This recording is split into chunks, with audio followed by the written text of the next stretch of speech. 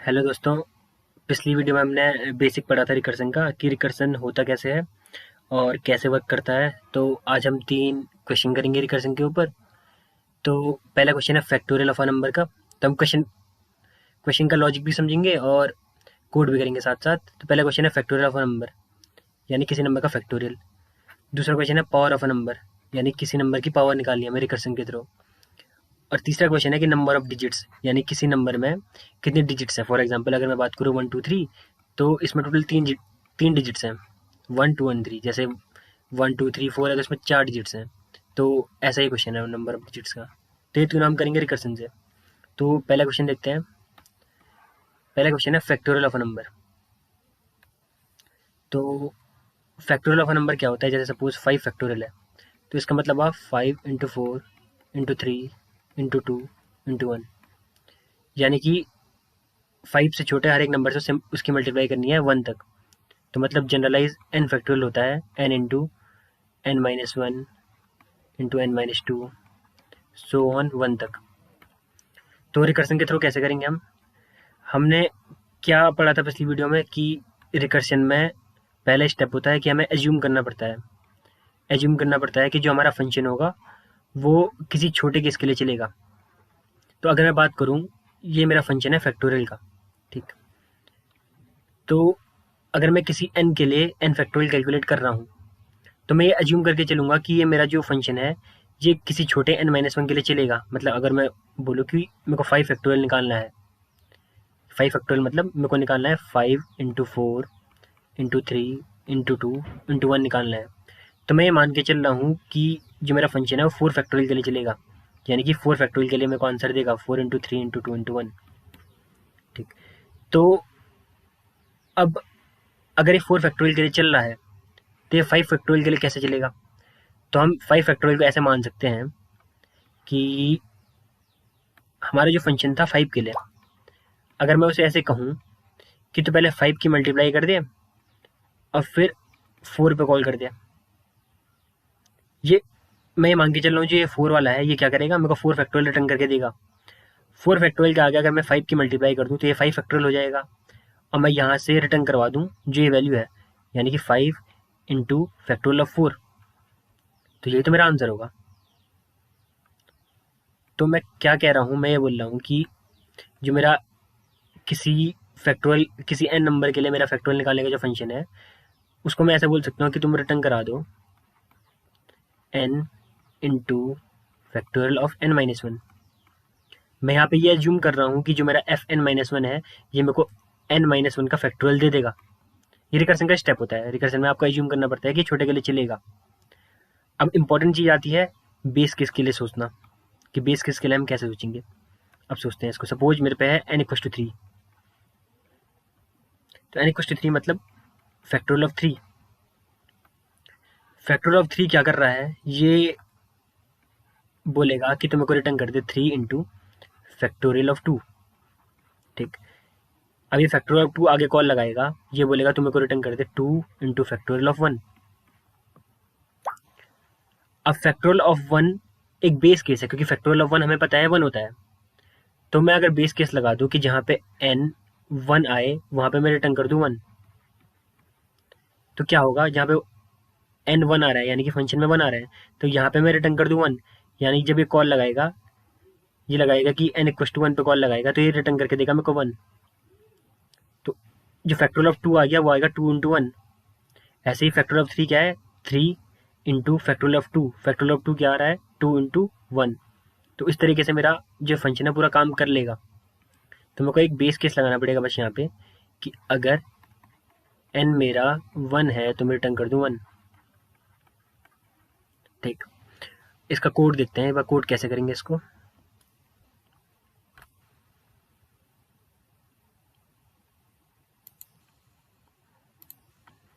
तो कोड देखते हैं। सबसे पहले हमें क्या करना है, हमें एक एन इनपुट चाहिए जिसका मैं फैक्टोरियल निकालूंगा।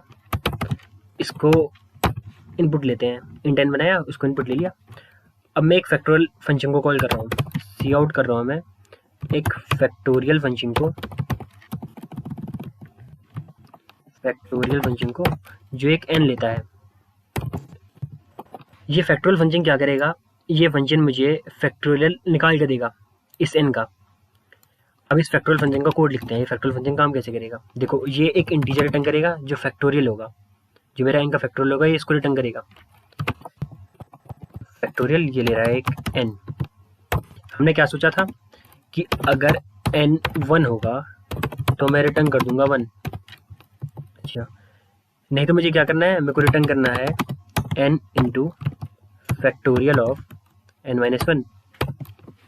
मैंने क्या एज्यूम किया है कि जो फैक्टोरियल ऑफ n माइनस 1 है वो मुझे n माइनस 1 टर्म्स का फैक्टोरियल दे देगा, और मैंने एक n उसके साथ मल्टीप्लाई कर दिया। तो ये हो गया फैक्टोरियल का कोड। इसको सेव करते हैं। ओके, एक बार रन करा के देखते हैं।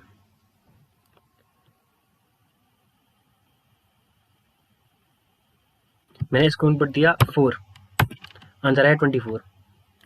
4 फैक्टोरियल होता है 24।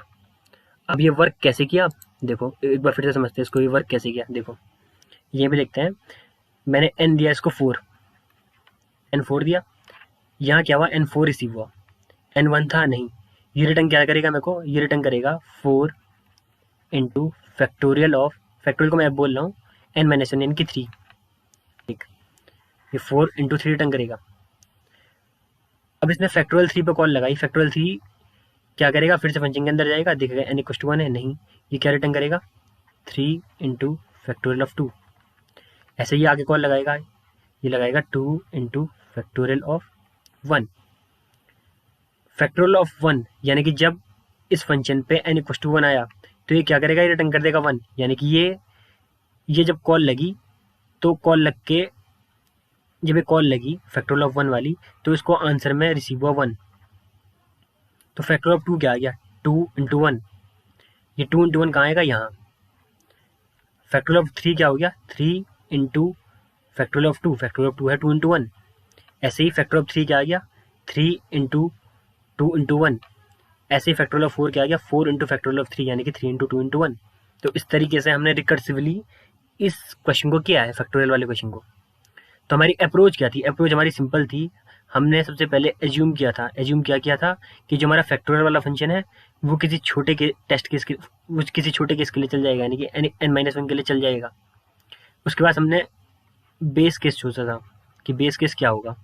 बेस केस के लिए थोड़ा एनालाइज करना पड़ता है कि कहाँ पे जाके रुकेगा। ठीक, अब एक और क्वेश्चन देखते हैं, पावर ऑफ अ नंबर। तो पावर ऑफ अ नंबर देखते हैं, power of a number. Power of a number मतलब सपोज मेरे को दे दिया कि x की पावर n निकालो यूजिंग रिकर्जन। तो मैं कैसे करूँगा, देखो मैं फिर से एक फंक्शन बनाऊंगा जो x की पावर n कैलकुलेट करेगा। ठीक है, अब मैं एज्यूम कर रहा हूँ कि जो ये फंक्शन है वो किसी छोटे के लिए चल जाएगा। मान लो मेरे को निकालना है 3 की पावर 4 कैलकुलेट करनी है। तो मैं एज्यूम कर रहा हूँ जो मेरा फंक्शन है ये 3 की पावर 3 के लिए चल जाएगा, यानी कि ये जो मेरा फंक्शन है वो x की पावर n माइनस 1 के लिए मेरे को सही आंसर देता है। तो x की पावर n माइनस 1 से मैं x की पावर n कैसे बनाऊंगा, मेरे को एक एक्सेस की मल्टीप्लाई करनी पड़ेगी, यही तो है। x की पावर n माइनस 1 से मैं x की पावर n कैसे बनाऊंगा, मेरे को एक एक्सेस की मल्टीप्लाई करनी पड़ेगी। तो मैं क्या चाहता हूँ, जो ये फंक्शन है मेरा, ये फंक्शन क्या करे, ये फंक्शन रिटर्न करे x इंटू एक्स की पावर n माइनस 1। ये जो मैंने लिखा है ना फंक्शन, ये फंक्शन क्या कर रहा है, x की पावर n माइनस 1 लेके आ रहा है। और x की पावर n माइनस 1 से मैं एक बार x की मल्टीप्लाई करा दूं तो मेरी x की पावर n बन जाएगी। मैंने क्या किया, ये एज्यूम किया है कि भाई ये सही चलेगा।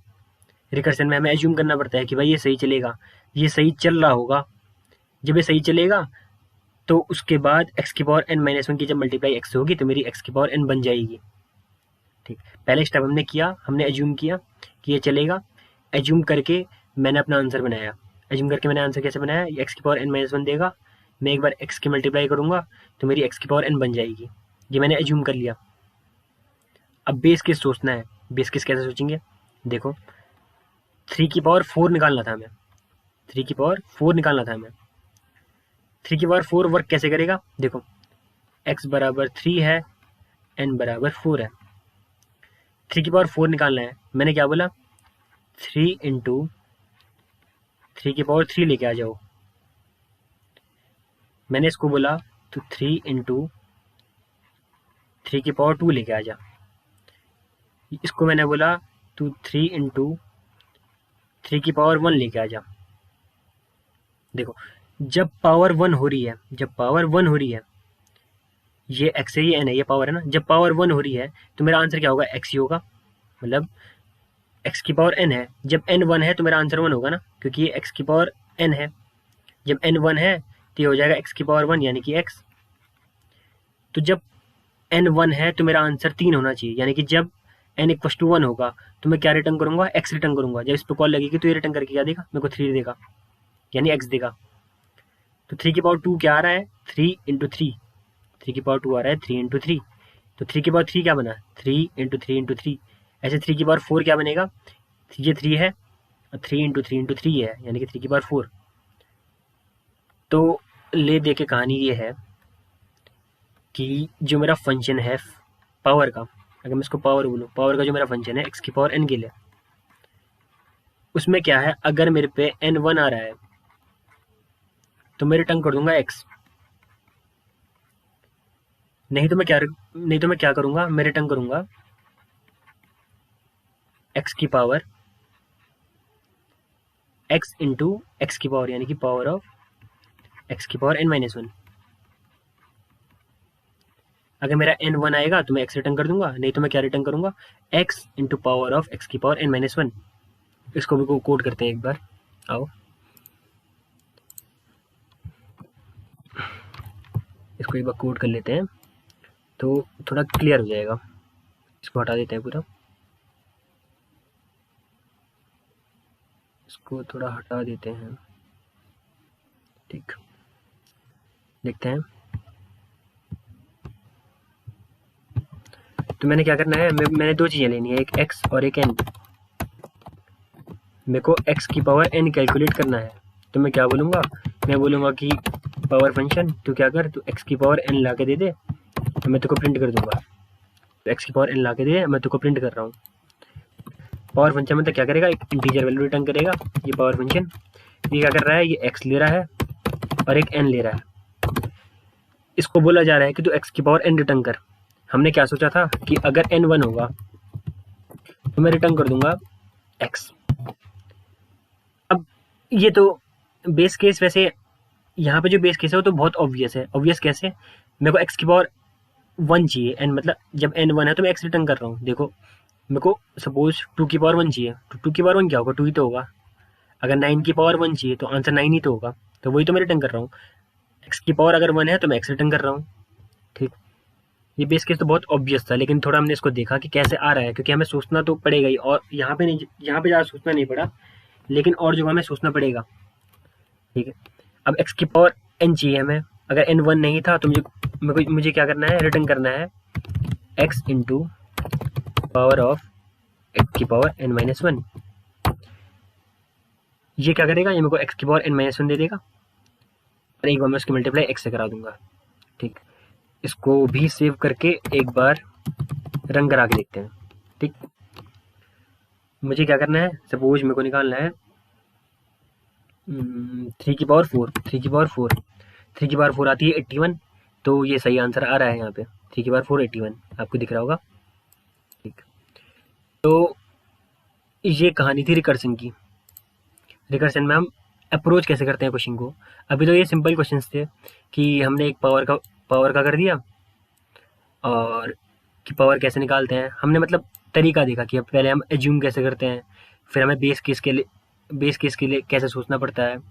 तो पहले एज्यूम कर लिया कि भाई ये हमारा जो फंक्शन है वो छोटे के लिए चलेगा, फिर अपने बेस केस के लिए सोचा, जैसे पावर ऑफ अ नंबर में किया हमने, ऐसे हमने फैक्टोरियल ऑफ अ नंबर में किया। एक और क्वेश्चन था जो मैंने डिस्कस नहीं किया है अभी, मैं चाहूँगा एक बार आप खुद करें वो डिस्कस, एक बार सोचना इसके लिए कि कैसे करेंगे हम इसे। हमें क्या करना है, count all digits of a number, digits of a number. ये भी ऐसा ट्राई करना। जैसे क्वेश्चन क्या है, सपोज मेरे को एक नंबर दे दिया 931, इसकी मेरे को सारी डिजिट्स काउंट करनी है, तो मेरे को रिटर्न करके देगा 3। तो ये कैसे होगा? Using recursion. रिकर्सन के थ्रू आपको ये क्वेश्चन करना है, count all digits of a number. एक बार इसे ट्राई करना। अगली वीडियो में इसका हम कोड देखेंगे और देखेंगे ये कैसे चल रहा है। अगर आप एक बार कर लेते हैं खुद से तो बहुत अच्छी बात है, नहीं तो अगली वीडियो में मैं इसका सोल्यूशन आपके साथ डिस्कस करूंगा। और अगली वीडियो में हम एक और क्वेश्चन कर रहे होंगे, बेसिकली टावर ऑफ हनोई का। एक बहुत इंपॉर्टेंट क्वेश्चन है और बहुत बहुत ज़्यादा फेमस क्वेश्चन है टावर ऑफ हनोई का। ये अगली वीडियो में हम डिस्कस करेंगे। उसके बाद और भी बहुत सारे क्वेश्चन हम डिस्कस करेंगे रिकर्सन के ऊपर, क्योंकि रिकर्सन असल में बेसिस है हर एक चीज़ का। फॉर एग्जाम्पल आपको आगे डायनेमिक प्रोग्रामिंग करनी है या ट्रीज के क्वेश्चन है, किसी भी टॉपिक के क्वेश्चन है, तो रिकर्सन उसके लिए मस्ट है। तो आपका एक अपर एंड होना चाहिए रिकर्सन के ऊपर। तो अगर एक बार आप समझ लें कि रिकर्सन में हम करते क्या है एक्चुअली, कि किस तरीके से हम क्वेश्चन को अप्रोच करते हैं, तो आगे जाके आपको बहुत ईजी पड़ेगा रिकर्सन। तो अगली वीडियो में हम डिस्कस करते हैं। एक बार आप ट्राई करना इस क्वेश्चन को। तो तब तक के लिए थैंक यू फॉर वॉचिंग।